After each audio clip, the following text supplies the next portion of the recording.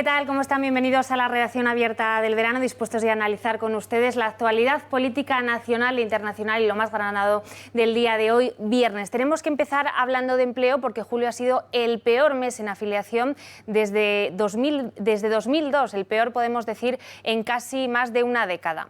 En concreto, la Seguridad Social perdió casi 10.000 cotizantes en el último mes y la hostelería, que sigue creciendo, es un mes tradicionalmente bueno para este sector, lo hizo, pero ojo, la mitad que en los últimos 2 años y crece solo una tercera parte que los años previos a la pandemia. Los datos quedarían después de este bajón del mes de julio, tal y como están viendo en pantalla. El número total de desempleados se situaría en 2,5 millones, ojo que aquí no se incluyen los fijos discontinuos, mientras que el número de ocupados rebasa los 21 millones. El número de parados que se suman a esa lista en el mes de julio son 9.783 personas. Y para analizar qué hay detrás de esta bajada en la Seguridad Social en el mes de julio, tenemos con nosotros, ya nos está escuchando, a Juan Iranzo, que es economista y que es colaborador de esta casa. Juan, gracias por acompañarnos. Encantado y buenas noches. Bueno, el mes de julio suele ser un mes bueno para el empleo, por esa conocida como estacionalidad. ¿Qué ha pasado este mes para que hayan caído los datos más que la última década? Pues que evidentemente se está produciendo un grave proceso de estancamiento o desaceleración, cuando menos, de la economía española. De hecho, son los peores datos desde hace muchos años. El empleo en general se ha estancado, se ha parado, y por otro lado hay que tener en cuenta que esto coincide con un año turístico espectacular. Por tanto, pone de manifiesto un agotamiento muy importante del mercado laboral y que, por otro lado, muchas de las cifras que hemos conocido en el pasado, por las que sacaban pecho tanto el presidente del Gobierno como la vicepresidenta y ministra de Trabajo, bueno, pues tenían bastantes matizaciones. Hay que tener en cuenta que no solo es el peor dato en cuanto a generación de empleo, que en este caso es incluso destrucción de empleo en pleno mes de julio, con un récord turístico histórico, y luego, por otro lado, es que también el número de parados pues apenas sí se ha modificado. De tal manera que hay que tener en cuenta una circunstancia muy concreta. No es lógico el crecimiento que dio, en este caso, el INE respecto al segundo trimestre de este año. Es decir, el 0,8% de crecimiento no es consistente tanto con los datos de la EPA del segundo trimestre que se acaban de conocer hace unos días, como con estos datos. Realmente la economía española no va como un cohete, ni muchísimo menos, sino que más bien se está estancando significativamente. Hay varios medios de comunicación que apuntan a que esta caída del mes de julio se debe a que ha habido muchos despidos de profesores en el sector de la educación. ¿Cree que ese es el factor que podría estar detrás de esta caída o hay más sectores que también se han desplomado en el último mes? Hombre, es el más coyuntural y efectivamente ahí es donde más se ve, pero usted mismo lo ha dicho hace un momento, apenas sí se ha creado empleo en la hostelería, cuando estamos hablando, vuelvo a insistir, de un mes récord en cuanto a visitantes, a turistas extranjeros. Y luego, por otro lado, hay que poner de manifiesto que ya en el segundo trimestre del año, la EPA, como acabo de citar y lo hemos comentado en esa casa en varias ocasiones, ya ponía de manifiesto una clara desaceleración. Por tanto, yo me temo que la economía española se encuentra en un grave proceso de desaceleración y que, por otro lado, están aflorando algunos problemas muy significativos del mercado laboral, porque lo que tenemos que poner de manifiesto es que por cada afiliado a la Seguridad Social, incluso han caído, hay que firmar 4 contratos al mes. Por otro lado, una cosa muy significativa que ya atisbaba que algo estaba ocurriendo. Con datos de junio, porque son los que acabamos de recibir, no de julio, con datos de junio se pone en manifiesto que 500.000 personas pidieron el alta para beneficiarse del subsidio de desempleo. Eso es muy significativo, eso pone claramente de manifiesto, 1, que la economía se está desacelerando y por tanto el empleo, 2, que hay una enorme rotación en el mercado laboral. Yo creo que lo fundamental y la conclusión básica de todo ese análisis es que la famosa reforma laboral de la señora Díaz lo único que ha hecho es distorsionar y favorecer la destrucción de empleo, distorsionar el mercado laboral y favorecer la destrucción de empleo y la búsqueda de la economía sumergida, tanto la subida al salario mínimo interprofesional como ahora el anuncio de la reducción de la jornada laboral y otras medidas que se han tomado recientemente. Aunque suba el sector servicios, por ejemplo, en este mes de julio, hay un sector que está sufriendo esa caída en el empleo, que es el manufacturero, ¿no? El industrial. Me imagino que la caída de ese sector da cuenta un poco de ese proceso de desaceleración del que tú hablas, Juan. Hombre, y sorprendentemente también del sector de la construcción, que parecía que se estaba animando. Pero efectivamente, es que la industria está pasando una profunda crisis. Es que solo ha habido algunos meses de crecimiento positivo. Y en este sentido, es lógico, estamos perdiendo una enorme competitividad, puesto que se están incrementando los costes laborales espectacularmente. Somos de los países de Europa en los que más ha crecido, por encima del 5%. Somos de los países que más han subido los impuestos, en este caso fundamentalmente sobre las empresas, las cotizaciones sociales. Por tanto, eso sí significa pérdida de competitividad y eso representa que en las exportaciones y, en definitiva, la producción industrial se ve claramente perjudicada, porque es la más expuesta a la competencia. Veíamos antes las cifras de paro globales en España, que apuntaban más o menos a las 2,5 millones de desempleados, pero esos datos no reflejan, aquí lo hemos contado muchas veces, a los fijos discontinuos. ¿Cómo crecería ese número de desempleados si tuviéramos en cuenta a estos trabajadores, muchos de ellos inactivos?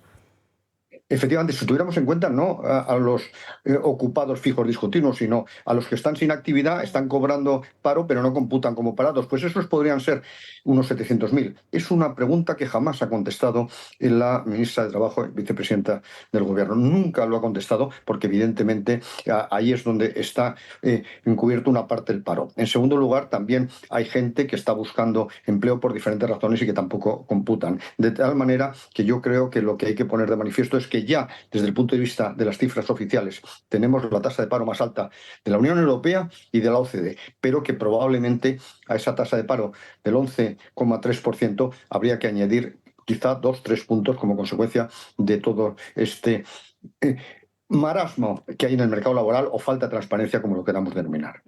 Pese a esa situación tan mala de la que nos advierten los expertos, de la que tú mismo nos estás advirtiendo, hoy hemos visto a la ministra Yolanda Díaz, a la ministra Saiz sacando pecho, hablando del buen rumbo de la economía, y hace unos escasos días escuchábamos también a Pedro Sánchez comparando a España con las grandes economías europeas. No sé si piensas que alguien se cree ya este discurso o que hay gente que con ese maquillaje de los datos aún sigue pensando eso de que España va como un cohete. Bueno, pues efectivamente, yo hace poco saqué un artículo analizando la situación económica española y lo titulé El cohete pero de Tintín. De tal manera que efectivamente nuestra economía tiene gravísimas deficiencias. En primer lugar, hay que tener en cuenta que toda comparación del crecimiento respecto a otros países hay que hacerlo sobre la base, que España fue el país que más sufrió la crisis en el año 2020. Caímos el 11,2%. Fuimos el país que sufrió la mayor recesión prácticamente del mundo y desde luego de la OCDE. Por tanto, sobre una base más baja se produce un efecto rebote, pero evidentemente estamos perdiendo productividad. 4,5% desde el año 2018 frente a un incremento de la productividad en la Unión Europea, que tampoco hay que tirar cohetes, del 4%, de crecimiento del 4%. Estamos incrementando los costes. Y un asunto muy importante del que el Gobierno apenas habla, que nosotros hemos sufrido una inflación diferencial, que el poder adquisitivo de los españoles se ha deteriorado por dos razones. Por una subida espectacular de la presión fiscal y porque, por otro lado, estamos introduciendo una serie de medidas, limitaciones, prohibiciones, etcétera, vinculadas a la Agenda 2030, que lo que hacen es incrementar claramente los costes de producción y, por tanto, pérdida de competitividad y precios más altos. Pues Juan Iranzo, economista, muchísimas gracias por acompañarnos esta noche y por arrojar luz sobre este tema. Gracias. Encantado, buenas noches y feliz verano a todos los televidentes. Feliz verano a ti también. Bueno, pues verano que va a estar muy marcado por esas llegadas de inmigrantes ilegales que siguen produciéndose en nuestras costas, y ojo a los datos de los primeros 6 meses, de este año, del año 2024, que publicaba ayer Interior. En los primeros 6 meses del año, del 1 de enero hasta el 31 de julio, las llegadas de ilegales aumentaron, atención, un 80% hasta nuestras costas. Esas llegadas se han producido sobre todo, ustedes lo saben, a las Islas Canarias, pero también a Baleares, a Ceuta y a Melilla. El tema de la inmigración ilegal, ojo, ya preocupa, es una de las principales preocupaciones de los españoles, según reflejan los datos del CIS. Ya no solo se llega por mar, sino que también los aeropuertos están siendo una ruta de entrada que las mafias conocen para colar a sus inmigrantes ilegales. La crisis migratoria se agudiza en nuestro país. Según datos emitidos por el Ministerio del Interior, en el primer trimestre de este año, un total de 29.031 inmigrantes han llegado de forma irregular. Esto es un 79,5% más que en el mismo periodo del año pasado. La peor parte se la lleva Canarias. Allí han llegado 21.470 inmigrantes ilegales en lo que llevamos de año, un aumento del 152,4% en comparación con 2023. Los centros de acogida en las islas están colapsados y el gobierno autonómico no cesa en su intento de exigir ayudas. Baleares es otra de las regiones más afectadas. Este año han llegado aproximadamente unas 1.632 personas en 107 pateras. Ceuta y Melilla son otras de las comunidades que sufren también estas llegadas masivas, aunque la península tampoco se queda atrás, y es que el aeropuerto de Barajas se ha convertido en el nuevo coladero de inmigrantes ilegales. Muchos de ellos llegan a nuestro país en aviones procedentes de África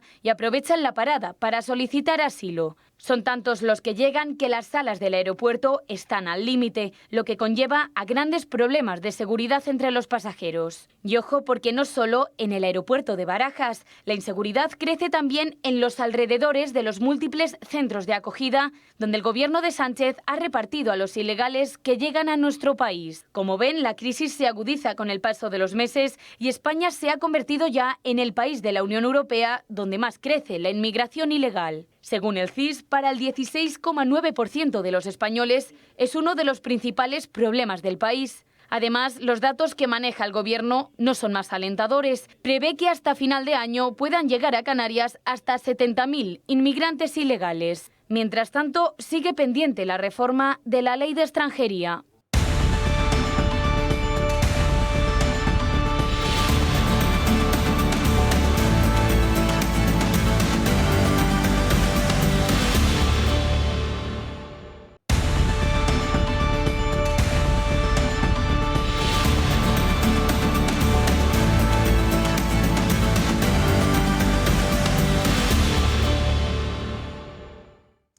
Bueno, y Estados Unidos apoyará la defensa de Israel con misiles balísticos y con drones ante la amenaza de Teherán. Así se lo ha comunicado el presidente estadounidense Joe Biden y su vicepresidenta Kamala Harris a Netanyahu en una llamada telefónica en la que ha cerrado filas con Israel y le ha prometido todo su apoyo en el caso de que esa amenaza de Teherán, después del asesinato del líder político de Hamás, se haya ejecutado por parte del ayatolá Jamenei en las últimas horas. La llamada se produce, bueno, pues como les decíamos, después de que Israel asesinara al principal negociador por parte de Hamás en esas negociaciones con Estados Unidos y con Israel para poner freno a esa guerra en Oriente Próximo.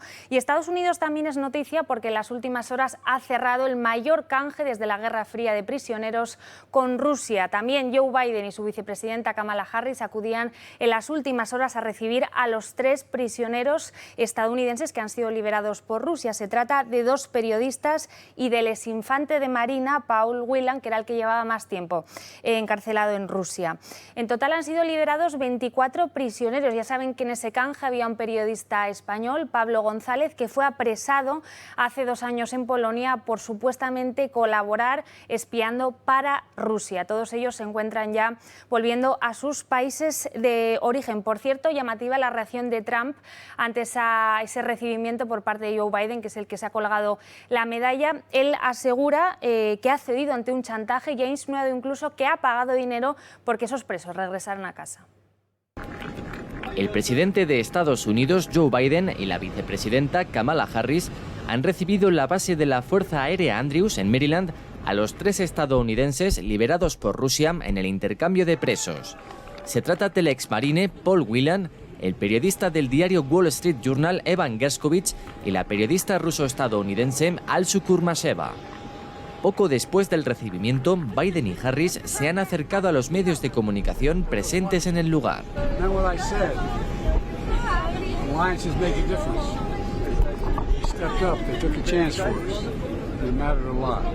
This is just an extraordinary testament to the importance of having a president who understands the power of diplomacy.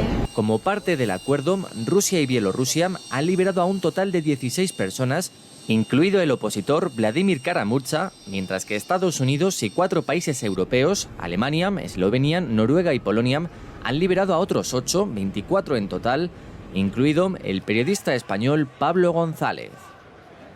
Y sigue la persecución a la Iglesia Católica en Nicaragua, donde han sido detenidos 2 sacerdotes de la diócesis del obispo Ronaldo Álvarez, que fue expulsado después de haber sido encarcelado por el régimen de Daniel Ortega. La detención de estos 2 vicarios se produce el mismo día en que empezaron en Managua, la capital de Nicaragua, las fiestas populares de Santo Domingo de Guzmán, que son prácticamente las únicas fiestas religiosas que son autorizadas por el gobierno de Nicaragua. Desde el año 2018 se calcula que más de 140 religiosos han sido forzados a abandonar el país. Bueno, y tenemos que hablar también de Venezuela. En las últimas horas ya saben que se ha publicado información acerca de la líder opositora de María Corina Machado, que no esconde que teme por su vida. Dice que va a empezar a apartarse poco a poco de la vida pública después de que Maduro haya ordenado su detención y la de Edmundo González en las últimas horas. María Corina Machado también ha pedido que la gente salga a manifestarse en contra de la represión y en contra del fraude el próximo sábado. Horas después de que ella anunciase esta convocatoria, hemos conocido que se han producido una serie de saqueos dentro de su sede política en la que se han llevado varios documentos. Maduro, que sigue con esa represión, ya son 20 los muertos, miles los detenidos, pide a Estados Unidos que deje de hurgar en esas elecciones y que deje de manifestarse sobre lo que sucedió el domingo en Venezuela. Nicolás Maduro, quien se ha erigido presidente sin haber ganado las elecciones, no cesa en su empeño y ha ordenado encerrar en 2 cárceles de máxima seguridad a los más de 1.200 detenidos que han dejado las protestas de los últimos días. Una exigencia que llega después de que haya pedido encarcelar también a la líder María Corina Machado y a su candidato Edmundo González, reconocido por Estados Unidos como el vencedor de las elecciones. Y en medio de toda esta represión gubernamental, María Corina Machado no se ha venido abajo y trata de levantar el ánimo de miles de venezolanos, llamando a nuevas protestas el próximo sábado y exigiendo que cese la represión. Aunque eso sí, asegura estar en la clandestinidad y temer por su vida y su libertad tras la petición de arresto que ha emitido sobre ella Nicolás Maduro. Vamos a hacer un tributo a cada uno de esos héroes que hicieron valer y defender la voluntad del pueblo venezolano el pasado 28 de julio y que hoy el régimen persigue, porque vamos a hacer valer la verdad. Por su parte, Edmundo González también se ha manifestado en redes sociales afirmando que sigue firme al lado del pueblo. La presión internacional para que Maduro muestre las actas electorales tampoco cesa. En las últimas horas, los presidentes de Brasil, Colombia y México, gobernados por cierto por la izquierda, han emitido un comunicado conjunto en el que piden una verificación imparcial de los resultados que respete la soberanía popular. A pesar de ello, los 3 países se abstuvieron el miércoles de votar una resolución de la Organización de Estados Americanos que exigía entregar las actas. Mientras tanto, las protestas siguen adueñándose de las calles, mientras que la indignación e impotencia reina entre los venezolanos. Bueno, pues en un ratito tendremos entrevista con una periodista de investigación venezolana que se llama Maybord, que está afincada en Nueva York y que nos va a contar la última hora de Venezuela de primera mano. Ya de vuelta a España tenemos que contarles, bueno, uno de los grandes problemas que ahora mismo preocupa más a la sociedad, que es por una parte la masificación del turismo y por otra parte el mayor problema que está habiendo con las viviendas turísticas. Ya son varias las administraciones que han querido tomar cartas en el asunto. Ya saben que el gobierno de Pedro Sánchez ha presentado un anteproyecto para intentar dar más voz a los vecinos a la hora de decidir si en su edificio se instalan este tipo de inmuebles, pero ojo, porque ya hay ciertos ayuntamientos dentro de la Comunidad Valenciana que están empezando a regularlos, a limitar este tipo de inmuebles. Lo cierto es que el problema de la vivienda, el problema de los alquileres, de la subida de los inmuebles es mucho más amplio y requiere liberalizar el suelo y otra serie de medidas que van mucho más allá de los pisos turísticos. Las comunidades autónomas y los ayuntamientos actúan para regular de una forma más estricta los pisos turísticos. Este es el caso de la Comunidad Valenciana, donde el gobierno de Mazón da a los consistorios la capacidad de limitar su número. El Ejecutivo también prohíbe que estas viviendas puedan ser alquiladas por habitaciones y establece que sus licencias tengan que ser renovadas cada 5 años. Este incremento de la regulación responde a que se achacan los problemas del precio de la vivienda a la existencia de estos apartamentos. Sin embargo, los altos precios de los alquileres y de la compra difícilmente responden a una realidad, la de los pisos turísticos, que solo representa el 1,8% del parque inmobiliario valenciano. Cierto es que en la última década su número ha crecido un 160% hasta llegar a las 105.000 viviendas. Mazón es consciente de que esta es una vía de actuación, pero no es la única. En cualquier caso, está por ver el efecto de estas nuevas regulaciones en los precios de la vivienda y también en el propio sector turístico, que es un pilar fundamental de la economía valenciana.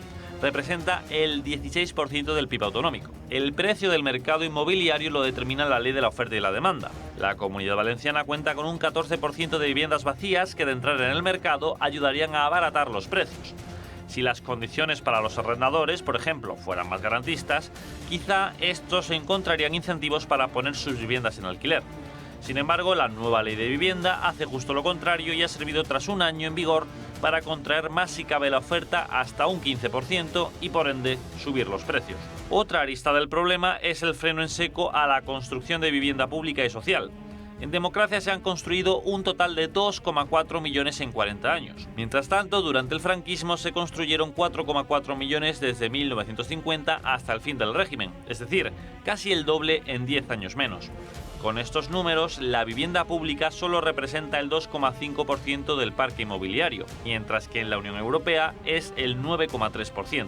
En esta situación, Sánchez prometió en campaña la entrada en el mercado de 183.000 nuevas viviendas que ayudarían a rebajar los precios. La promesa tuvo lugar hace casi un año y medio y nada más se supo de dichas viviendas. En resumidas cuentas, el problema del precio de la vivienda persistirá hasta que no se ataje la escasez de la misma en las zonas tensionadas, con medidas como la liberalización del suelo para que la iniciativa privada pueda construir, como la construcción de vivienda pública y como la legislación garantista con los arrendadores para que se vean incentivados a incluir sus viviendas en el mercado.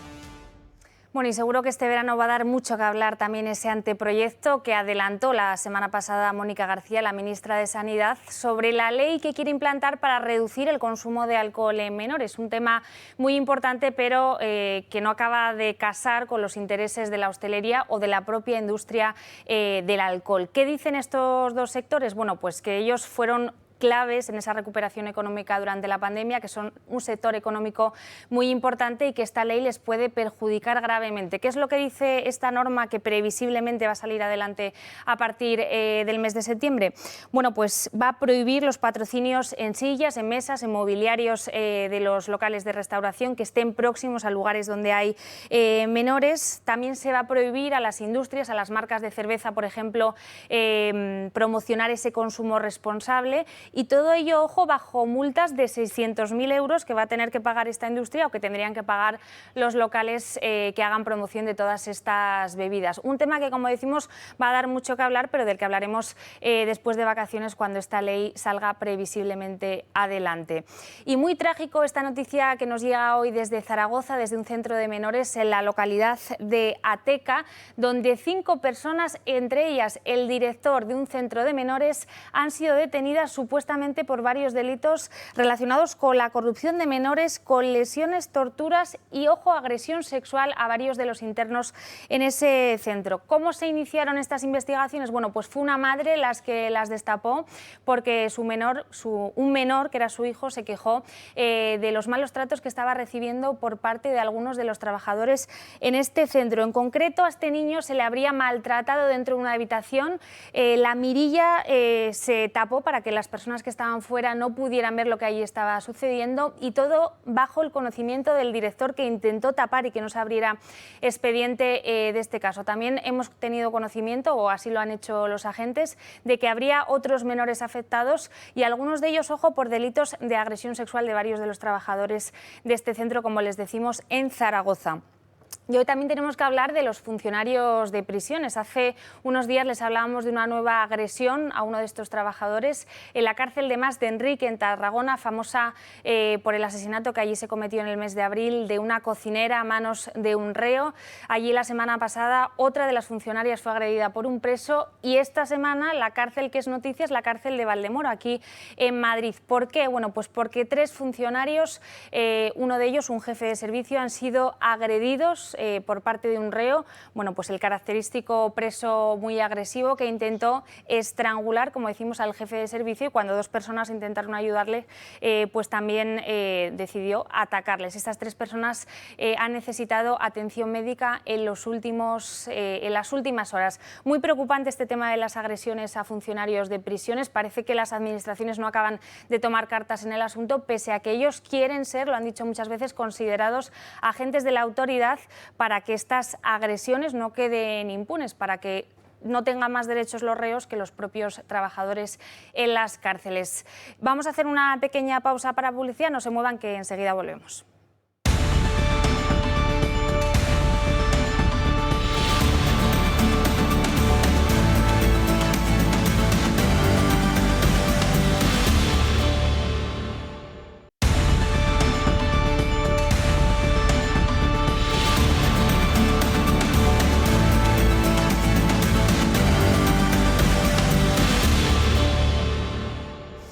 Pues ya estamos de vuelta en la reacción abierta del verano. Les adelantábamos antes esa última hora sobre Venezuela, que ha sido la entrada en la sede política de la opositora María Corina Machado, donde han requisado varios objetos personales y varios documentos. Para saber la última hora sobre Venezuela, sobre esa represión que está llevando a cabo el régimen de Maduro en las últimas horas, nos acompaña una persona que conoce muy de cerca lo que está sucediendo allí en estos momentos. Ella es periodista, es venezolana, es periodista de investigación, reside en Nueva York y su nombre es Maybord Petit. Maybord, muchas gracias por estar hoy con nosotros y acompañarnos desde Nueva York. Un placer siempre estar con ustedes y con toda la audiencia. Bueno, pues Maybord, lo primero que te quería preguntar es por esas últimas declaraciones de María Corina Machado. Ella ha dicho que teme por su vida, por lo que le pueda pasar, y por eso ha decidido retirarse de la primera plana política en los próximos días. ¿Estos temores son fundados? Definitivamente sí, se conoció el día de ayer que ya había una orden de aprehensión en su contra, producto de una serie de acciones que el régimen ha señalado son responsabilidad de María Corina Machado, pero también del presidente electo, de acuerdo a la data de la oposición, Edmundo González. Son 3 líneas de acción que el régimen ha planeado en su contra, y una de ellas es justamente revisar la data que ya ha logrado, porque en ese allanamiento que hubo a la oficina del Comando de 20 Venezuela, se extrajeron una serie de objetos y de computadoras. También se ha hackeado una serie de informaciones de algunos teléfonos, y lo peor aún es que ayer el fiscal del régimen, el señor Tarek William Saab, informó que una de las personas que es líder del partido Voluntad Popular y que estuvo muy activo en todo el proceso que se llevó a cabo para que se produjera la victoria del 28J de parte de la oposición, el señor Freddy Superlano, según la Fiscalía, empezó a colaborar con la justicia del régimen.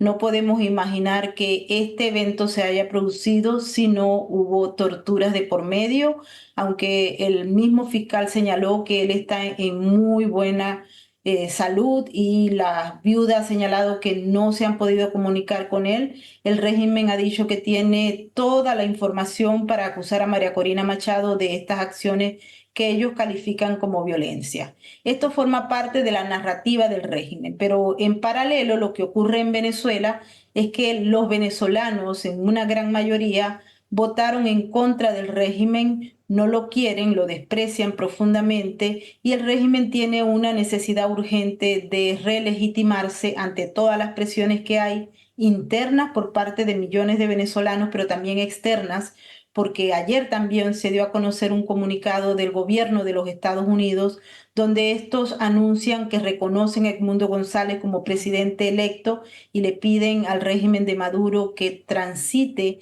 en democracia y en paz para que el señor Edmundo González pueda tomar la presidencia. También hay que recordar, y esto es muy importante porque hay mucha gente que no lo entiende, que este proceso que se llevó a cabo el 28 de julio tiene como fundamento una petición que se había logrado a través de un acuerdo en Barbados y que había sido firmado por la oposición, que es la tarjeta que ocupa el señor Edmundo González, y el régimen de Maduro, pero impulsado por el gobierno de los Estados Unidos. Pero la toma de posesión, de llegar a producirse ese reconocimiento y de haber triunfado la oposición como lo ha hecho, pues sería en enero del 2025. Son 5 meses donde el régimen va a utilizar todas las tácticas y trampas y chapuzas a las que ya nos tiene acostumbrados para evitar que eso se produzca. Y hay que recordar otra cosa que también es muy importante, y es que ayer Vladimir Putin ha informado que no solamente apoya al régimen, reconoce a Nicolás Maduro como el ganador del proceso del 28 y lo ha invitado a ir a Moscú para iniciar una nueva ronda de acuerdos bilaterales entre Rusia y Venezuela. Si la gente está observando el escenario a nivel internacional, estamos como en una especie de reedición de la Guerra Fría, puesto que Estados Unidos y Rusia están peleándose por espacios estratégicos en América del Sur. Y si lo vemos así, también tenemos que recordar que hay gobiernos que están en la zona que justamente no han tomado una decisión exacta porque están esperando lo que va a ocurrir hoy en la tarde, hora Caracas 2 p.m., en la que el Tribunal Supremo de Justicia del régimen, controlado por el régimen, ha invitado a todos los candidatos que participaron el 28J para una reunión importante donde se va a ver la verificación de la data que entregó el régimen y que obviamente es diferente a la que publicó en una página web la señora María Corina Machado, que en estos momentos está fuera del ojo público porque ha sido amenazada no solamente de ser arrestada, sino también, según ella lo ha dicho, son amenazas un poco más fuertes. Hoy a las 2 de la tarde se verá la gran discusión que hay en estos momentos en Venezuela, es si el presunto electo presidente Edmundo González va a acudir o no a la cita que ha hecho de manera obligatoria el Tribunal Supremo de Justicia a través de la sala electoral. Si el señor Edmundo González va, expertos han señalado que va a reconocer la trampa que ha hecho Maduro de llevar este proceso del CNE a el tribunal que de igual forma él controla. Y si no va, entonces quedaría en desacato de acuerdo a la estrategia jurídica del régimen. Conclusión, estamos frente a unas horas claves. Hay un caos, hay una ansiedad por parte de la población. En paralelo, María Corina Machado, desde donde está oculta, ha llamado a que haya una manifestación masiva el sábado a las 10 de la mañana, hora Caracas, donde la gente va a defender, y lo que en Venezuela, en el argot, se dice vamos a cobrar, que significa que se respeten los resultados que dan como ganador al candidato opositor Edmundo González y se niegue el fraude electoral que Maduro ha perpetrado a través de todos sus órganos institucionales que los controla. ¿Quién va a dar la última palabra aquí, aparte de la comunidad internacional que ejerce presiones importantes para que quede uno u otro candidato en los próximos 6 años en el gobierno en Venezuela? Definitivamente son las Fuerzas Armadas. Las Fuerzas Armadas son las únicas que tienen las armas, pero también los estratos y los grupos de choque que el régimen ha construido desde 1999 hasta la fecha. Es una gran responsabilidad y por eso los miembros de la oposición institucional han hecho un llamado para que la Fuerza Armada actúe de esa forma institucional.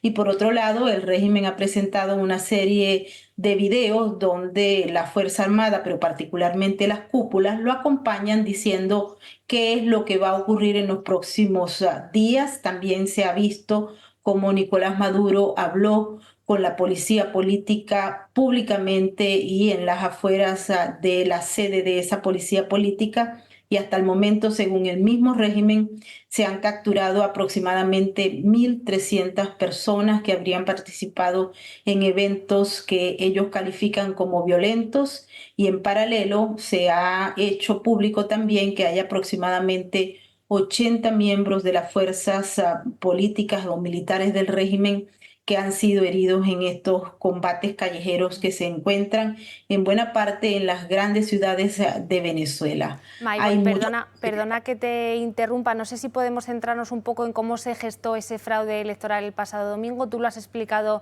en esta casa, has hablado de un hackeo de un país tercero, de un país extranjero, que precisamente el régimen acusa a María Corina Machado de haber sido partícipe de este hackeo, de esta intervención, pero de la que se está sospechando de un tercer actor, ¿verdad? Eso es cierto. El régimen planteó en su estrategia inicial que fue un grupo de opositores desde un tercer país que hicieron una intervención en el sistema electrónico electoral de Venezuela. Al régimen se le complicó la producción de un fraude. En Venezuela hay un sistema electrónico que opera desde el 2004 en adelante y siempre habían sido extremadamente eficientes a la hora de imponer los cómputos y los resultados provenientes de ese fraude electoral que manipulaba la decisión del pueblo de cambiar a los gobernantes. Pero en este día, 28 de julio, hubo una intervención de ese sistema no para cambiar los resultados de Maduro, sino para dejar claro que era el mundo el que estaba ganando. Había una información de que había sido de un país europeo, pero posteriormente se ha dado a conocer que fue un grupo de hackers que logró intervenir a través de una serie de códigos que ellos manejaban ese sistema para parar el fraude electoral. Cada día salen más evidencias de lo que ocurrió ese día en la sala de totalización de votos. Y hay otro elemento que es sumamente importante, porque la señora María Corina Machado, que conoce muy bien el sistema electoral porque ella dirigió una organización que se llama Súmate desde el 2004 hasta la fecha, que en conjunto con otras ONG no solamente estudiaron, entendieron y comprendieron cómo era que se habían hecho los fraudes electorales desde el 2004 hasta el 2024 en Venezuela, sino que se prepararon para evitarlo, es decir, para combatirlo a través de un grupo que son soldados prácticamente venezolanos que trabajaron en conjunto con María Corina Machado para mostrar las evidencias del fraude, y eso es lo que está colgado en estos momentos en una página web donde se llama Resultados Reales Electorales de esa jornada de julio 28, 2024, y que lleva por región, por estado, por mesas y por centros electorales las actas de la gente que votó. En estos momentos la congregación de actas en ese lugar, que lo pueden ver, hasta el momento está activo, a pesar de que se ha intentado hackearlo en diversas oportunidades. Allí hay el 75% de las actas escrutadas que fueron tomadas como fotografía por parte de los miembros de los llamados comanditos, que fueron los equipos, los llamados soldados de María Corina, que fueron entrenados para que se dejara evidencia de esto, y esa es la única prueba que en estos momentos tiene la oposición para definitivamente probar desde el punto de vista jurídico, si se lleva a un escenario de cortes, que ellos ganaron la elección. Nicolás Maduro también ha dicho que tiene unas actas, pero esas son paralelas. Hasta el momento nadie las ha visto, pero hoy supuestamente las van a mostrar a los candidatos que participaron en este proceso, que además de Edmundo González incluye a 8 miembros de una supuesta oposición, pero que tienen muy buena relación con el régimen, al igual que Nicolás Maduro. Toda esta gente, esos 10 candidatos, se van a ver la cara hoy a las 2 de la tarde en el Tribunal Supremo de Justicia, que, repetimos, está controlado por Nicolás Maduro. Pues Maybor Petit, muchísimas gracias por sintetizar también esa última hora desde Venezuela. Vamos a estar muy pendientes de todo lo que pase allí, de esa concentración convocada mañana por parte de la oposición y de todas esas detenciones y esas víctimas mortales. Rezamos para que ese presunto baño de sangre que podría producirse en las próximas horas no sea así y que la comunidad internacional, como tú bien decías, reaccione a tiempo. Gracias. Mil gracias, a la orden. Bueno, pues después de esta entrevista ya es momento de abrir la mesa política aquí en la redacción abierta del verano y de presentar a los invitados que me van a acompañar esta noche. Nacho Catalán, diputado del PP en la Asamblea de Madrid, muchas gracias por estar aquí. ¿Qué tal? Muy buenas noches. Y José Rosiñol, fundador de Sociedad Civil Catalana, gracias por acompañarnos. Gracias a vosotros. Bueno, precisamente de Cataluña tenemos que empezar a hablar. Ya saben que dentro del Partido Socialista arrecian las críticas contra Pedro Sánchez después de pactar con Esquerra ese pacto fiscal, esa salida del régimen común de Cataluña, una de las regiones que más aporta a esa caja de solidaridad y por lo que ha despertado todas las críticas dentro de los varones y de las comunidades autónomas socialistas y populares. El último en sumarse en esa larga lista de dirigentes de los territorios ha sido Adrián Barbón, que es un clásico aliado de Pedro Sánchez, pero que representa a una de las comunidades que puede ser más perjudicada después de este nuevo pacto. Vamos a ver cuáles son las posturas de esos dirigentes territoriales y a continuación lo comentamos. Tiemblan los cimientos del PSOE y es que parece que Pedro Sánchez, poco a poco y a raíz de sus decisiones, está dejando de tener el control de todos sus varones y altos cargos. El motivo, el preacuerdo con Esquerra para investir a Salvador Illa como presidente de la Generalidad. Un acuerdo calificado por Sánchez como magnífico. Este es un magnífico preacuerdo. Sin embargo, no son pocas las voces discordantes que ya han empezado a levantarse. La primera de ellas, y como ya nos tiene acostumbrados, la de Emiliano García Paje, presidente de la Junta de Castilla-La Mancha. Estoy convencido de que mi partido no va a terminar avalando esto. Sin embargo, esta vez el desacuerdo no se ha quedado solo en él. Hasta el PSOE regional de 5 comunidades autónomas se ha posicionado abiertamente en contra de este preacuerdo. Se trata de Aragón, Asturias, Castilla-La Mancha, Castilla y León y Extremadura. De hecho, son los dirigentes que exigen ya a Sánchez un debate interno para analizar este preacuerdo. El PSOE andaluz, el gallego, el de La Rioja y el de la Comunidad de Madrid no han querido dar de momento un no rotundo, pero sí que han mostrado sus respectivas reticencias. El socialismo de las Islas Baleares, Cantabria, la Comunidad Valenciana, Murcia, Navarra y el País Vasco ya se han posicionado a favor. Este movimiento para muchos ha llamado la atención ya que es la primera vez desde que Sánchez empezó con las cesiones a los separatistas que el PSOE se revuelve ante su amado líder.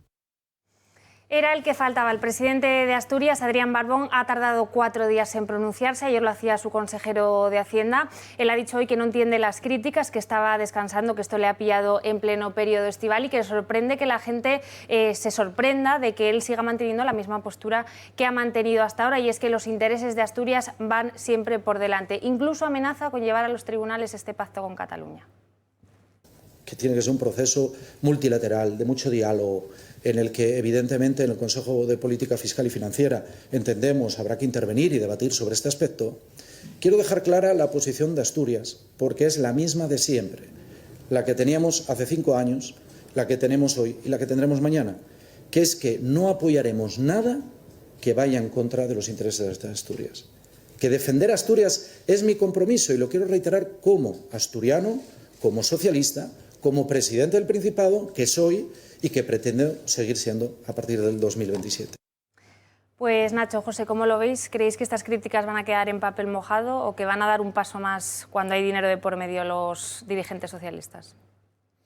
Bueno, al final, esto es un poco lo de siempre. Llevamos desde el año 2018 viendo cómo cada vez que sucede algo conflictivo dentro del Partido Socialista, bien sea los indultos, bien sea la amnistía, bien sea las cesiones a los separatistas, se revuelven ciertos varones que entiendo que lo que sucede es que a su propio electorado tienen que darle un poco de margen para que parezca que hacen cosas.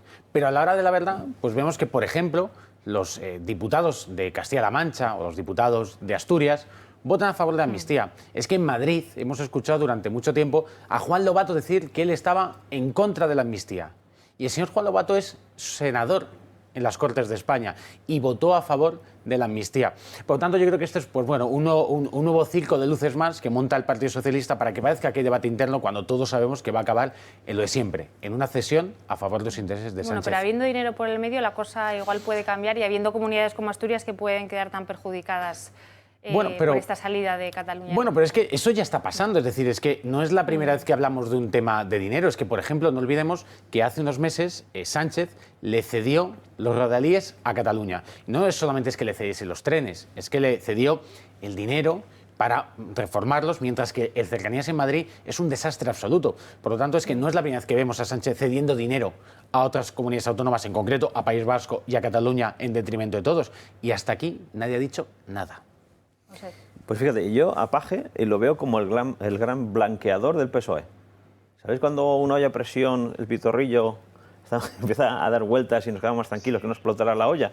Ese es Page, porque cuando llega la hora de la verdad, la votación en el Congreso, todos alineados como si fuese el Congreso del Partido Comunista de Corea del Norte, todo el mundo a aplaudir a la vez y a votar en lo que diga el gran líder. Y ese es el gran problema.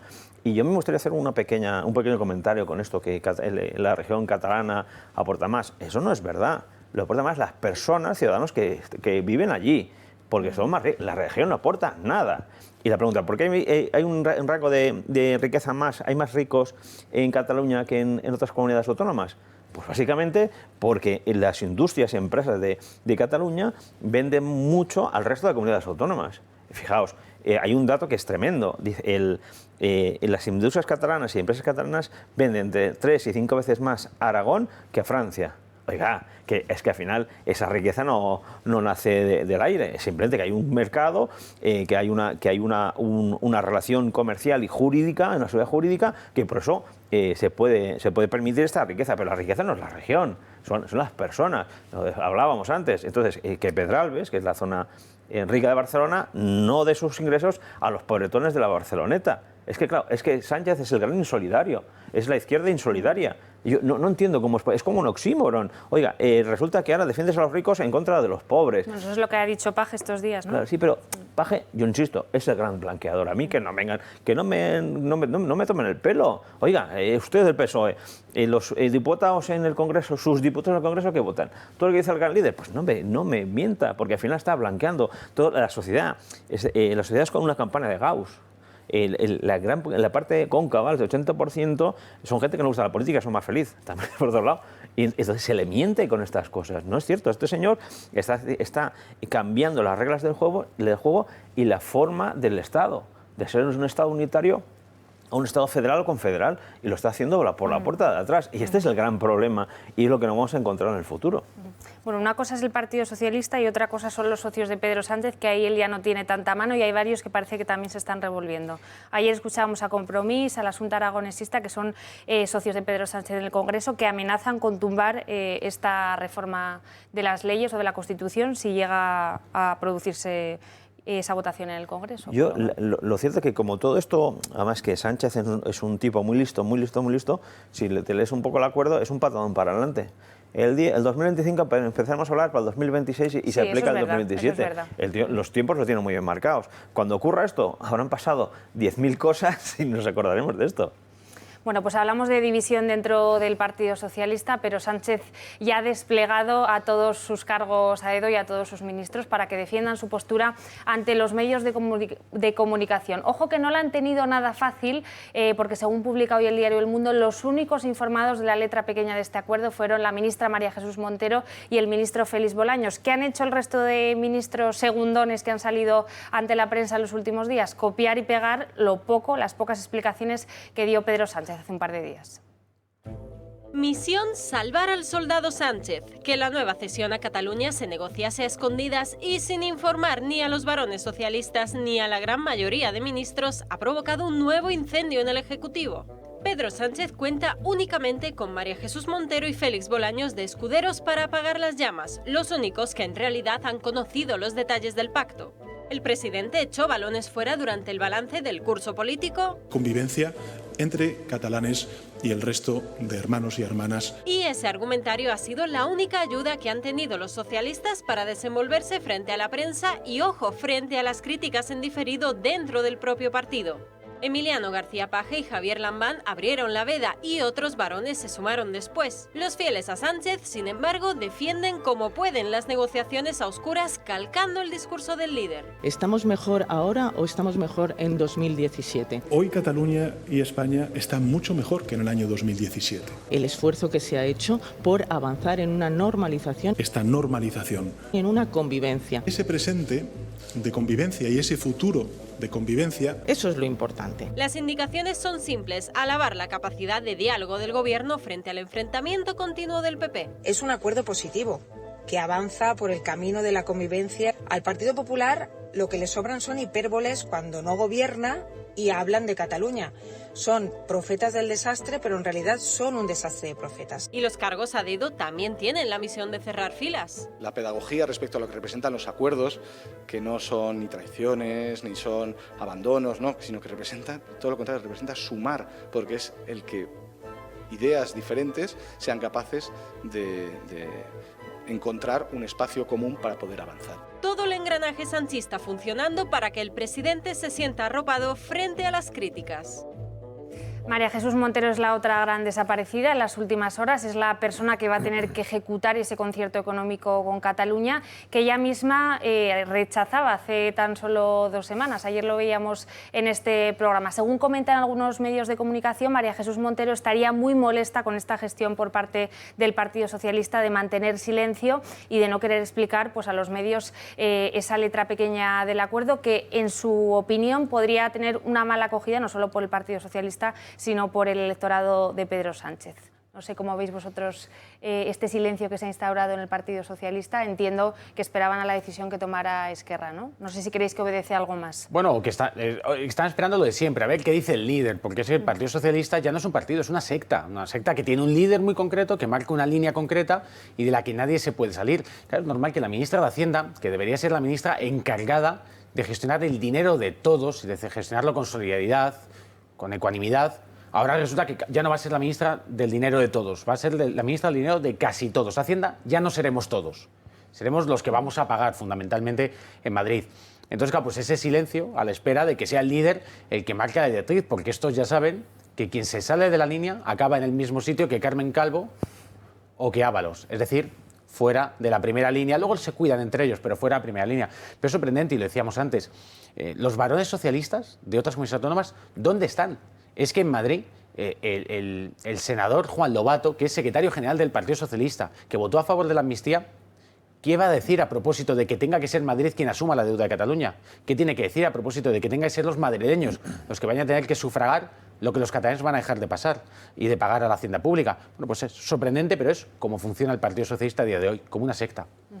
Hay 2 cosas muy interesantes de esto de por qué plantear ahora esta cupo catalán, que por cierto es una aberración a nivel europeo. Incluso dicen del País Vasco y Navarra que en Europa no entienden cómo poner un cupo. Imagínate el cupo en Cataluña. Venga, más aberración.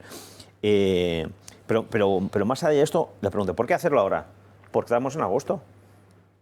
El silencio, ¿por qué mucho silencio? Porque estamos en agosto.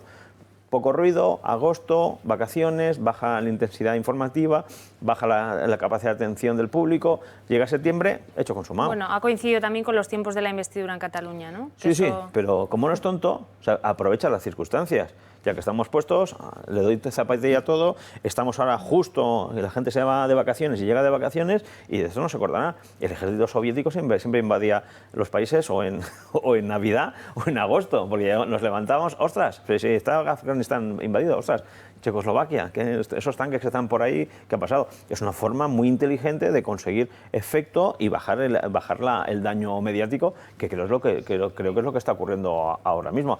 Y por último, oye, ¿hay un cupo catalán? Bueno, vamos a suponer que sí. Eso también incluirá las pensiones. Sabéis que Cataluña tiene cada año 4.500 millones de déficit de pensiones. Increciendo, ¿eso también lo va a asumir? Oiga, ¿y todo lo del FLA? ¿Toda la inyección de dinero que venía del Estado? ¿Qué va a pasar? Porque sabéis que gasta como si no hubiese mañana en Cataluña, es una cosa descomunal. Que cuando entre en déficit, ¿de dónde va a sacar la deuda? ¿Se endeudará con el Estado? ¿Tenemos que pagarle también su sobredeuda? ¿O irá a mercados extranjeros que no le darán nada? Ostras, aquí la complicación es extraordinaria. No sé, la letra pequeña no sé cómo hará, pero... Esperemos que la conozcamos en las próximas horas. Vamos a hacer una pequeña pausa para publicidad. A la vuelta, a la última hora del caso Begoña. No se muevan.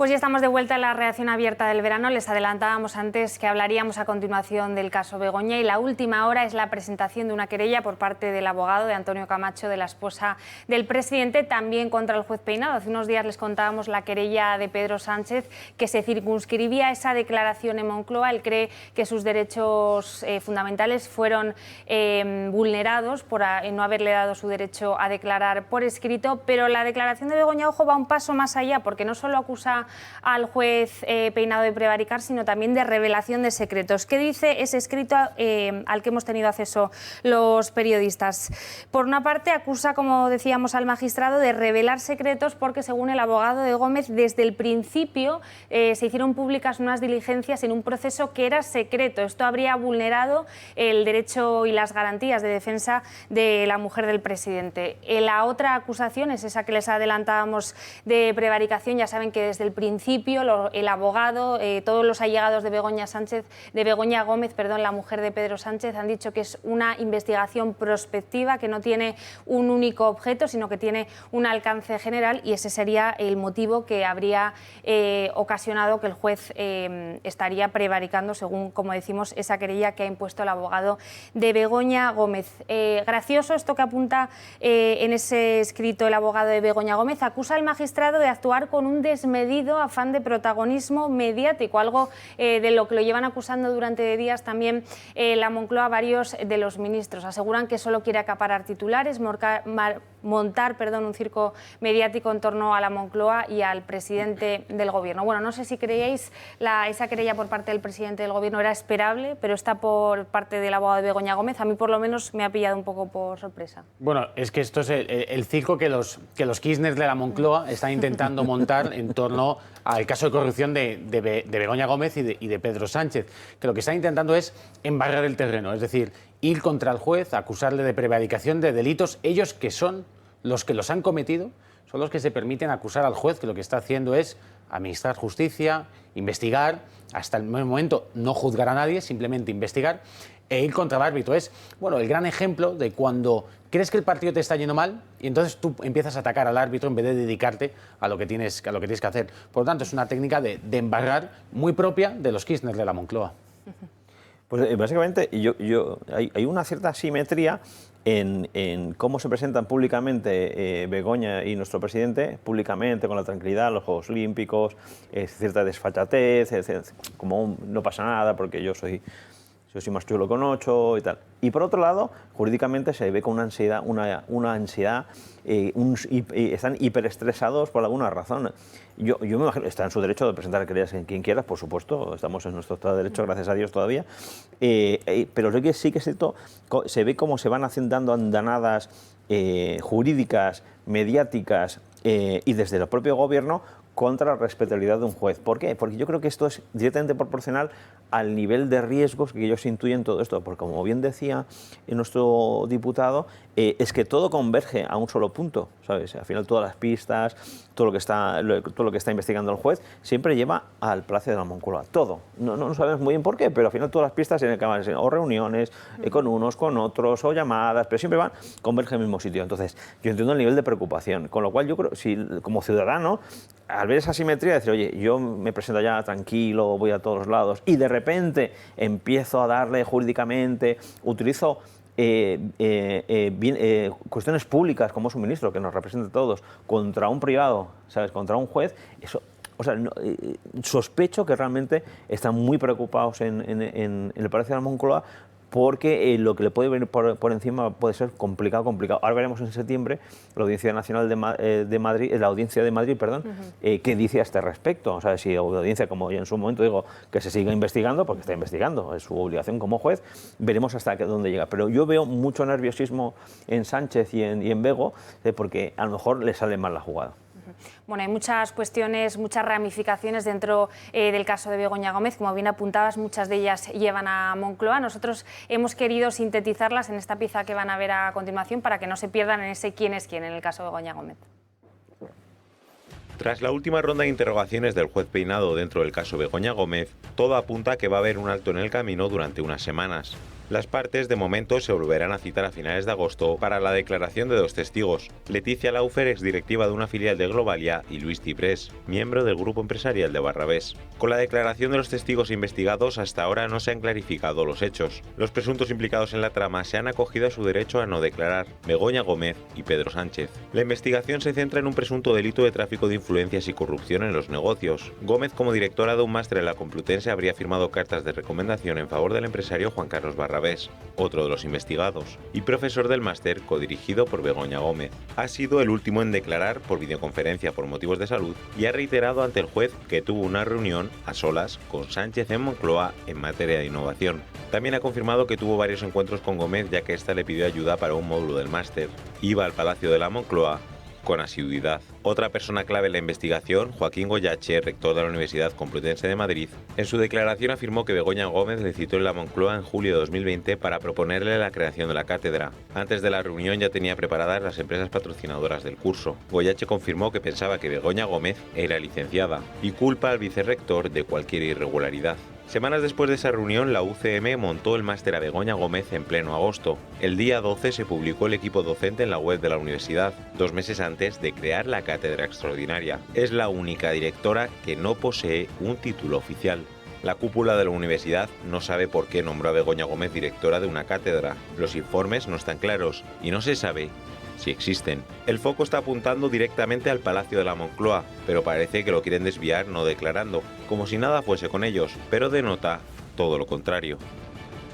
Pues ayer declaraba uno de los investigados, el empresario Carlos Barrabés. Aquí teníamos a Marta Castro, la letrada de Vox, que se está encargando de hacer esa acusación particular. Y lo cierto es que Carlos Barrabés tampoco explicó o aclaró nada nuevo. Confirmó otra vez esas reuniones en la Moncloa, tanto con Begoña Gómez como con Pedro Sánchez. Algunos medios se hicieron eco de que esa reunión con Pedro Sánchez pudo haber sido a solas. Marta Castro, que estuvo presente, nos explicó que no, pero lo cierto es que sigue habiendo varias incógnitas y como muchos de los testigos o de los investigados no acaban de aclarar, pues hay varias incógnitas que, como bien decíamos, pues tendrán que ser desveladas en los próximos meses, ¿no? Veremos cómo ocurre. También es cierto que un imputado tiene derecho a no decir la verdad, quiero decir, está defendiendo su propio futuro judicial, con lo cual de lo que diga o no diga a partir de ahora habrá que cogerlo todo con pinzas. Veremos si el juez, ese rompecabezas, más allá de las declaraciones como imputado y no como testigo, puede haber causa, veremos. También es complicado saber quién ha dicho a alguien en un despacho como la Moncloa. No creo que sea como en Estados Unidos.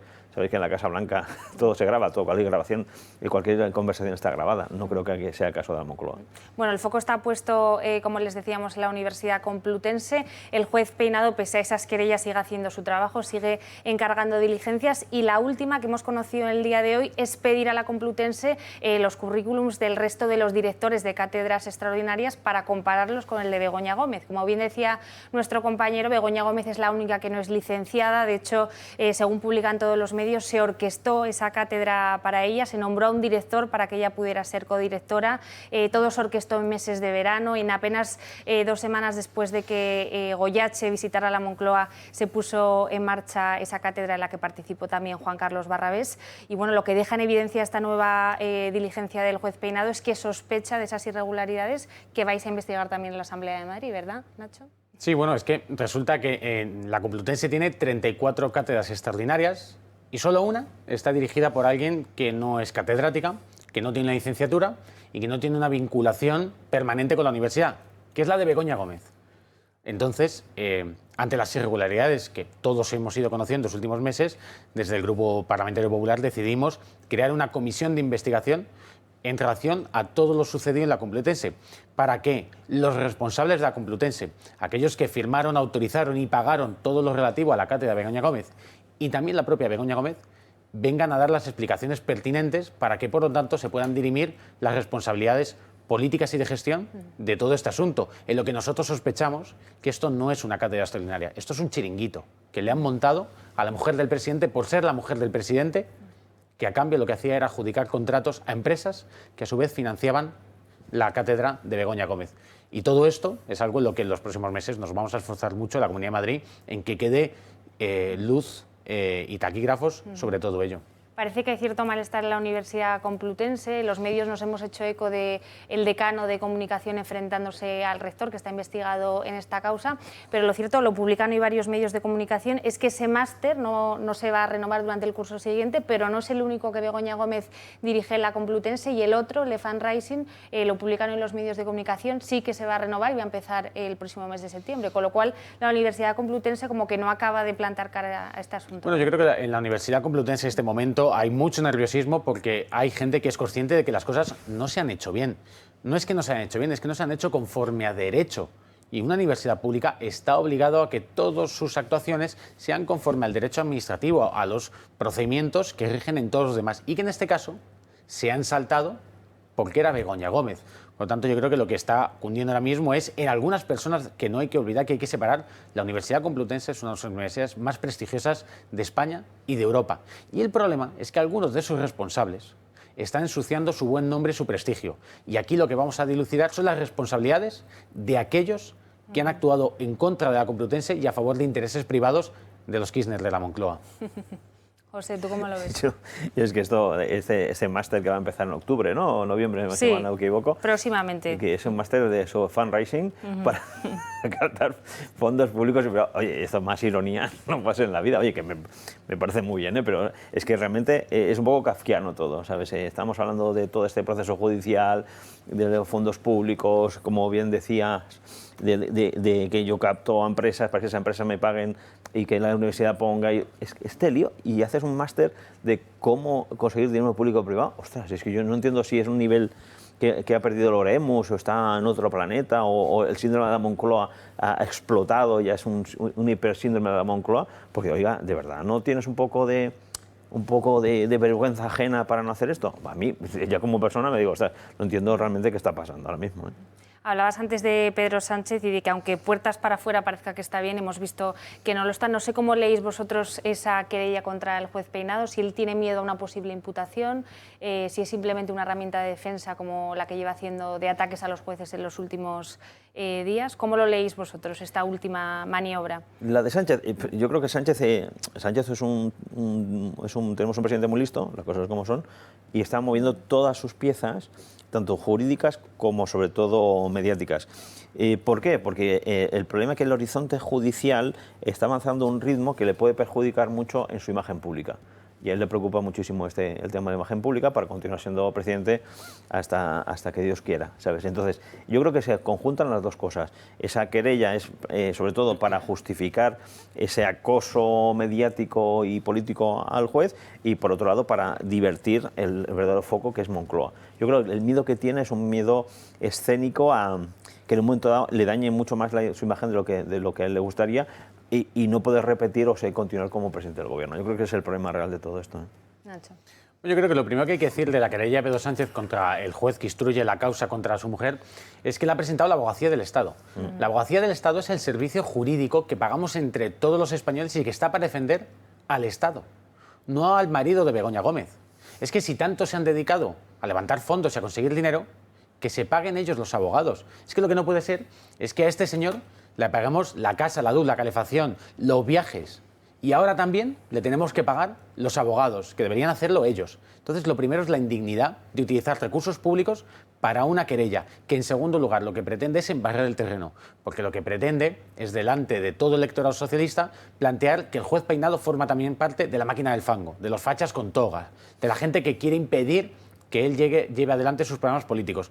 Por lo tanto, en primer lugar, la inmoralidad de utilizar fondos públicos para su defensa jurídica, y lo segundo, la inmoralidad de querer atacar al juez para embarrar el terreno y distorsionar la realidad.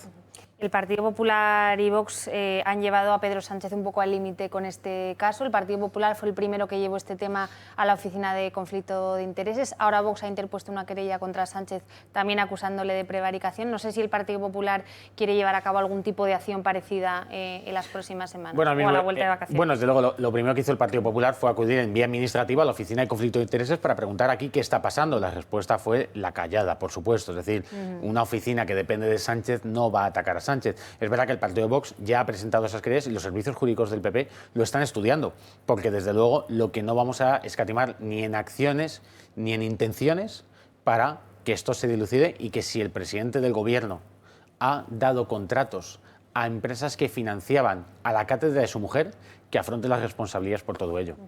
Luego está el acoso por parte de Pedro Sánchez y de todos sus acólitos a la acusación, ¿no? a los denunciantes, a Manos Limpias y Hazte Oír, que son esas asociaciones ultraderechistas que él dice, que fueron los que estuvieron detrás también del caso Nos, pero ahí parece que les parecía bien, ¿no? Tienen este relato que han estado repitiendo y repitiendo desde muchos medios y los propios miembros del Gobierno para quitarle peso, pero bueno, las cosas están ahí y desde luego, como tú decías, todo apunta a la Moncloa, ¿no?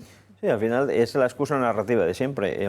Pedro Sánchez siempre engorda el problema ultraderechista que no existe en España.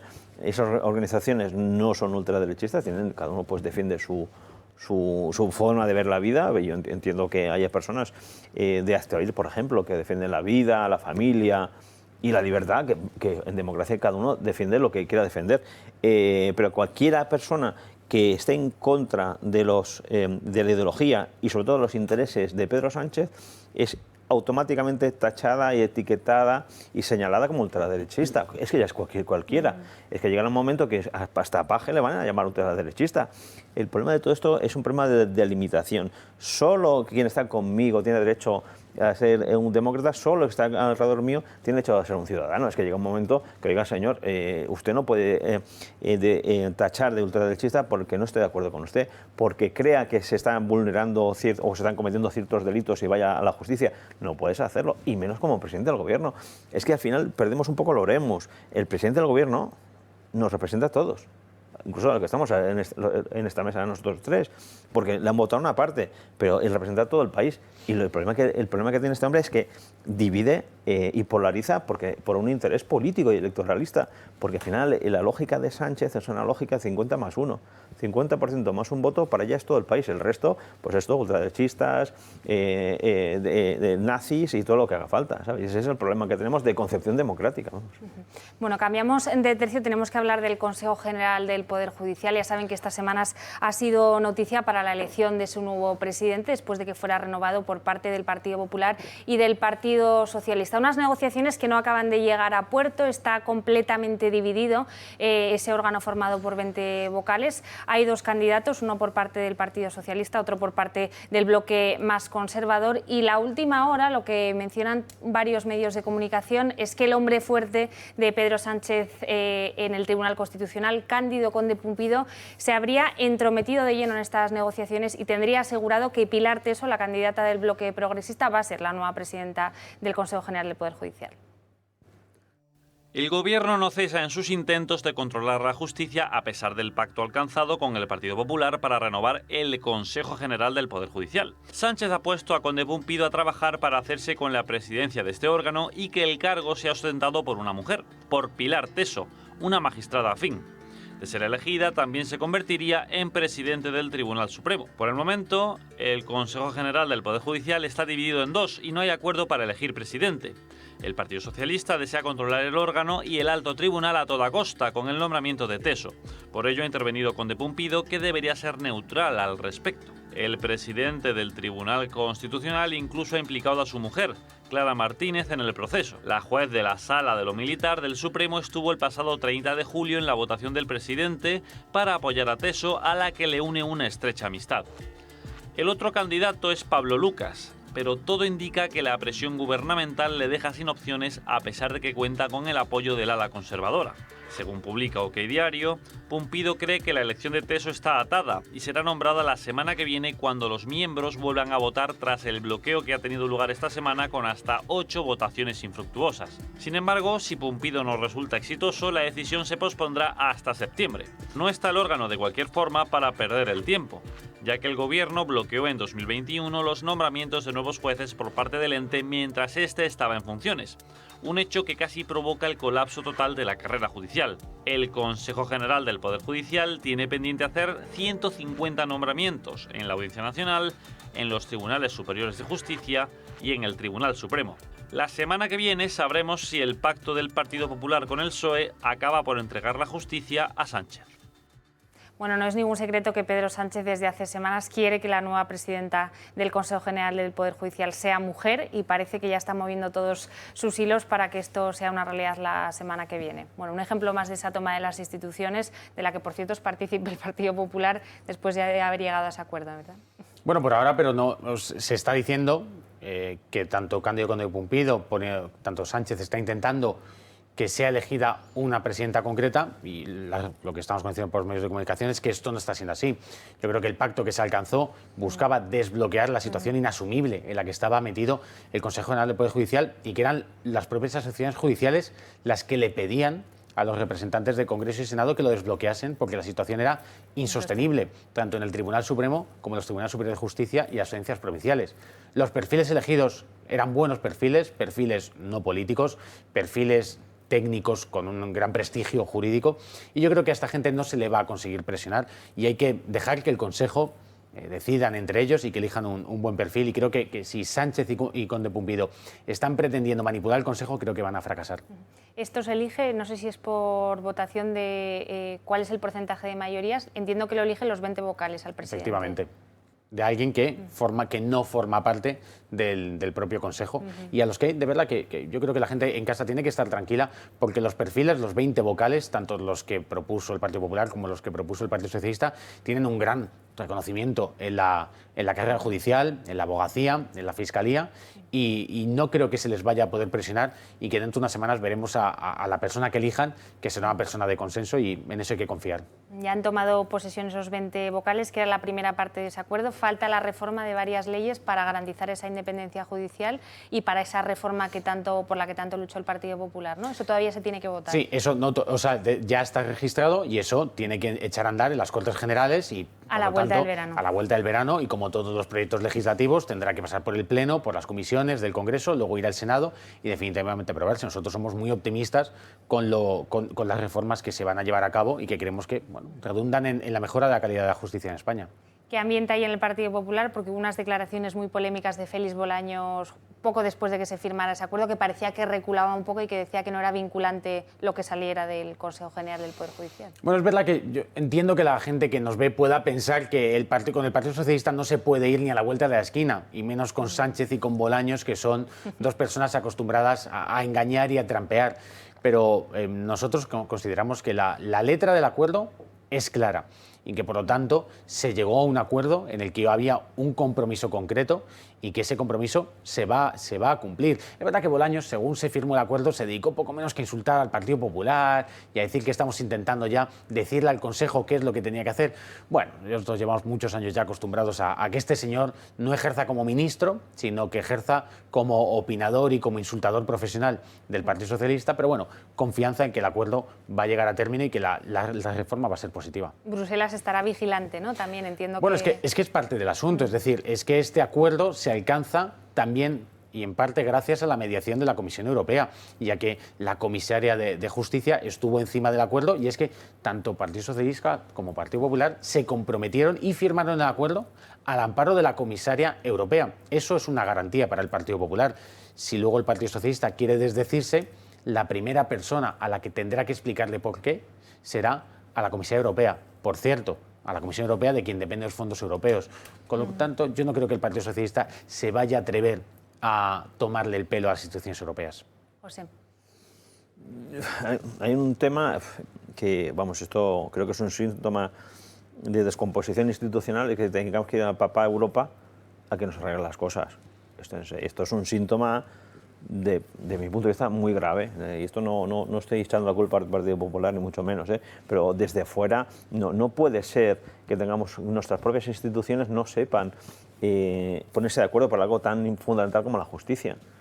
De hecho yo creo que lo que se está dirimiendo ahora mismo en el Consejo General del Poder Judicial es la principal batalla por la libertad de nuestro país.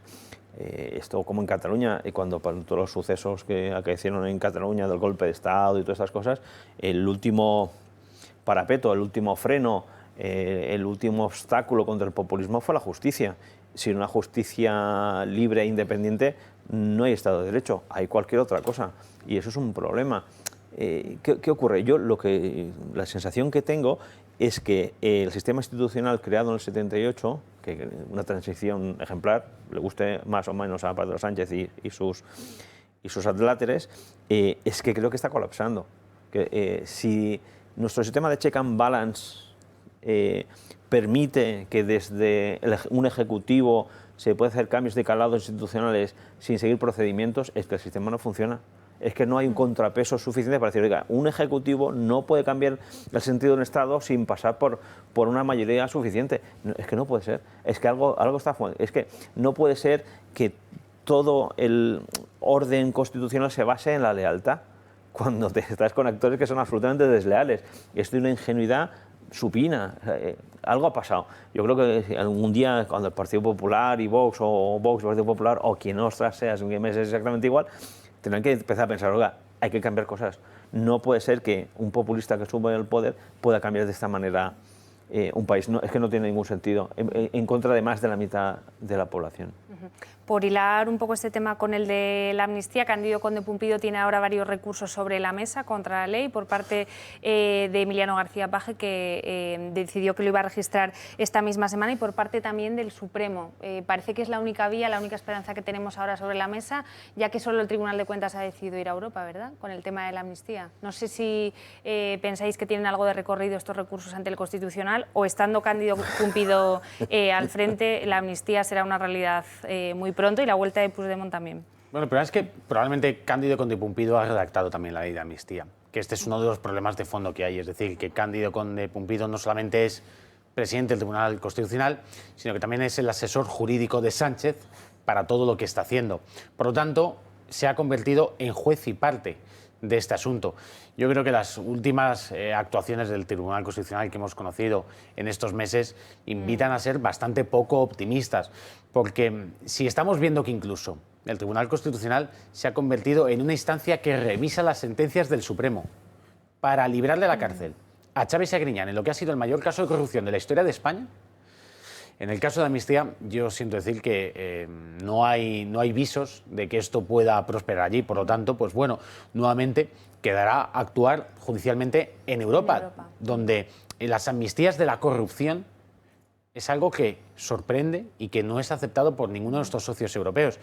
Pero a nivel nacional, Cándido Conde Pumpido probablemente cumplirá su función y no aceptará estos recursos o lo desestimará directamente. Sí, llama la atención que la mayoría de los jueces que instruyen los casos relacionados con la amnistía, con el procés, no hayan llevado ya este tema a Estrasburgo, ¿verdad?, o a Luxemburgo, que era lo que pensábamos todos que iba a suceder. Bueno, pero es verdad que desde el punto de vista jurídico es algo complejo, porque esos son piezas que ya han salido de las manos de esos jueces. Es decir, un juez puede acudir a la justicia europea con una cuestión prejudicial cuando considera que algo que sí que está en sus manos, sobre lo que está instruyendo o juzgando, puede confrontar con una norma nacional o con el derecho comunitario. El problema es que cuando esos procedimientos judiciales ya han terminado, han avanzado de determinadas fases, ya escapa de tus manos. Pero por ejemplo, en el caso de Puigdemont todavía en el caso de Puigdemont, no ha sido enjuiciado. Efectivamente no. Yo lo que entiendo es que en ese caso lo que están esperando es a ver qué pasa con el Tribunal Constitucional y ya con eso sí activar la Carta de Europa. La justicia es verdad que en nuestro país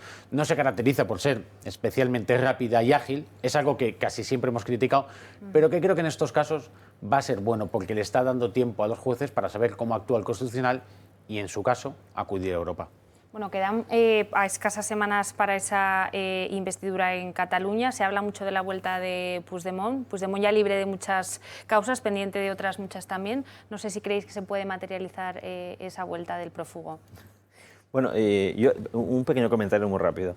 Yo creo que en la amnistía, para algunos personajes como Puigdemont, hay dos vías de agua, que son europeas. Yo coincido perfectamente con lo que del Constitucional no soy muy optimista tampoco.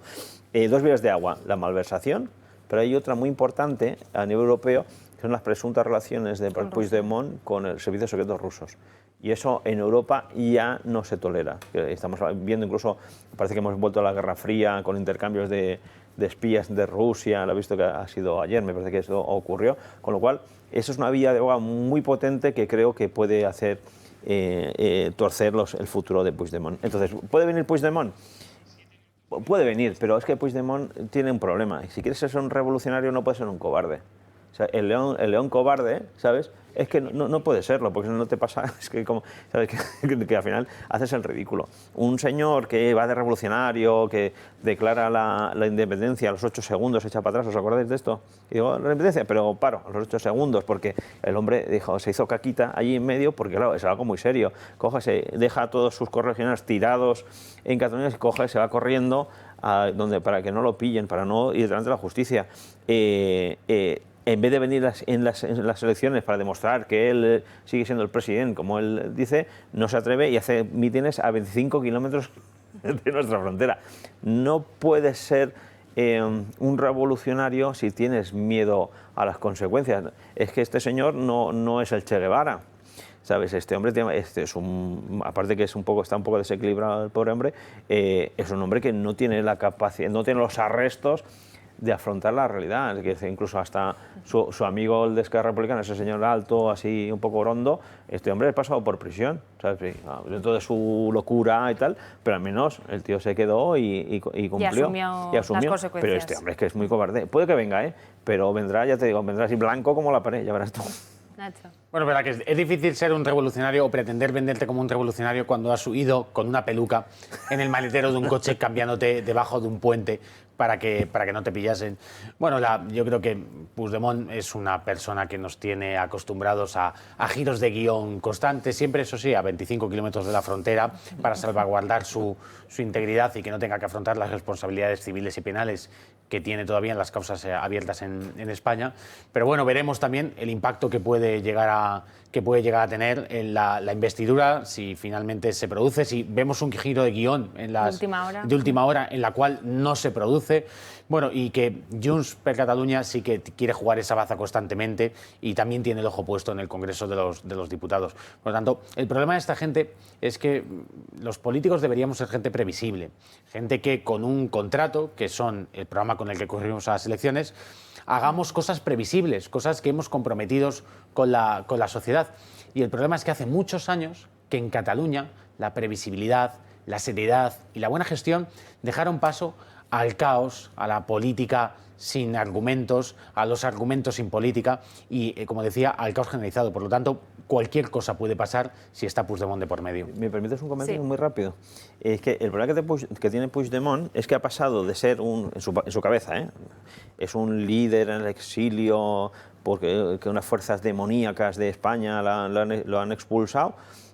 Si viene a España y se va a Cataluña, a convertirse en un diputado raso de una comunidad autónoma. Es como disolverse en un azucarillo, de estar en Waterloo a todo trapo, a todo tren, con lo que ganaba en Europa y ves de saber qué más cosas hacía allí, a ser la nada existencial. Y hemos hablado aquí muchas veces que es una persona que tiene una concepción muy elevada de sí mismo, ¿no? Claro, y además es un hombre que viene de un pueblo de Gerona que nadie esperaba nada de él, ni sus maestros ni sus familiares, y de repente estas cosas de la historia que te ponen allá, es que está en un problema. Si se queda fuera tiene un problema, si viene tiene un problema, pero ya no judicial, es una cuestión de su propio ego, de ser alguien en la vida, porque es Salvador Illa, el presidente, Esquerra Republicana apoyando a Salvador Illa, que es Puigdemont, jefe de la oposición del Parlamento de Catalán. Es que es un poco cutre para su forma de ser. Está por ver, vamos a hacer un breve cambio de tema. Hablamos de economía, lo adelantábamos al principio del programa, esos datos de afiliación del mes de julio, que son los peores desde el año 2002. La Seguridad Social perdió nada más y nada menos que 10.000 cotizantes en un mes que ha sido muy malo, especialmente para Cataluña y para País Vasco, mientras que Andalucía y Canarias son las comunidades menos afectadas por este parón. El paro baja en 10.830 personas, muy similar al mismo mes del año anterior, y se acerca a la barrera de los 2,5 millones de desempleados. Es el tercer peor dato de un mes de julio de los últimos 13 años. Pero lo importante de hoy es que se trata de un duro golpe al mercado laboral en pleno verano. Pues se ha destruido empleo en julio, un total de 9.783 cotizaciones, el peor dato de la serie histórica. Solo en 2022 la estadística muestra una caída del empleo en este mes. Nos dejan un muy buen sabor de boca de cara al mes de agosto. Hemos incorporado en los últimos 12 meses del año más del 500.000 de afiliados y afiliadas. En el mes de abril pasamos la barrera histórica de los 21 millones de afiliados y nos consolidamos ya en ese paso de la barrera tan importante que era impensable hace unos años, con picos en algunos momentos de 21,3 millones de afiliados. El principal causante de estas cifras ha sido el sector de la educación, que perdió casi 123.000 afiliaciones por el final del curso escolar. Con la llegada del verano se han contratado a más de 11.000 camareros, pero aún así no se han conseguido equilibrar las cifras. El paro registrado en julio bajó en 7 comunidades autónomas y subió en las 10 restantes. Los incrementos los encabezaron Cataluña, País Vasco y Castilla y León. Las mayores caídas en cifras absolutas se produjeron en Andalucía, Canarias y Asturias. Podríamos decir que la economía no evoluciona de la mejor manera, pues en un mes como este, en plenas vacaciones, hablamos de un dato que no es positivo, como nos quiere hacer ver el Ministerio de Economía. Señal que la economía no funciona como debe es el dato que conocíamos ayer, y es que tan solo el 38% de los españoles se va a ir de vacaciones este agosto, el dato más bajo de los últimos 5 años. Un mes de agosto con menos gente de vacaciones, lo nunca visto. Pues Nacho, José, no sé si queréis hacer un pequeño comentario en materia económica. No me extraña que Cataluña no le vaya bien con ese gobierno que tiene, básicamente. Pues efectivamente. Sacaba pecho Pedro Sánchez esta semana sobre los datos económicos, nos comparaba con las grandes economías mundiales. Y hoy sacan pecho también el Gobierno por estos datos de paro, ¿no? Que son malísimos para el mes en el que estamos. Y todo esto con el maquillaje de los fijos discontinuos de Yolanda Díaz, con lo cual, bueno, no es para estar orgulloso de ello. No, desde luego que no, y veremos a ver la vuelta de verano después de que esos datos estacionalizados de empleo, bueno, pues cambien con esa vuelta a la normalidad, cuál va a ser el panorama, porque casi todos los expertos ya advierten que va a ser desolador. Pues Nacho, José, muchísimas gracias por acompañarnos esta noche aquí en El Toro Televisión. Ya saben que volvemos el lunes con toda la información, con Beatriz Dávila por la mañana en Dando Caña y con una servidora aquí durante las noches para contarles pues todo aquello que vaya pasando durante este mes de agosto, que sigue teniendo sus cosillas. Estamos muy pendientes de ese caso Begoña Gómez y de todo lo que vaya sucediendo en nuestro país y más allá de nuestras fronteras. Hasta el lunes.